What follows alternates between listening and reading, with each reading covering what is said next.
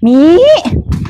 Oh, tak ceritane sama Mi. Oh. Aku mari di apa jenenge? Pewarannya Mbak Mudrika. Mudrika sing mongkone iku? Iya lak diutang aku 2 juta. Ya Allah terus. Anjen aku nyene tak sengaja Mi ya.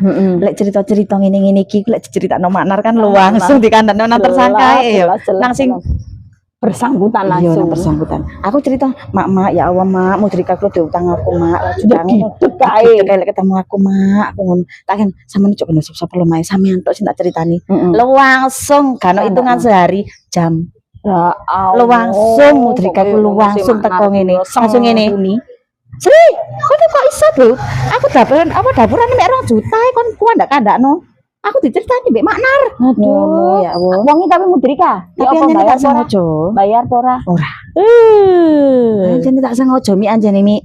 Tak sengaja aku cerita nang Maknar. Cek diceritakno nang Mudrika. Ngono lho. Temenan kon akhire lah. Ya langsung jangan. Kon ngono ku ya wae tenten-tenten pisan lah.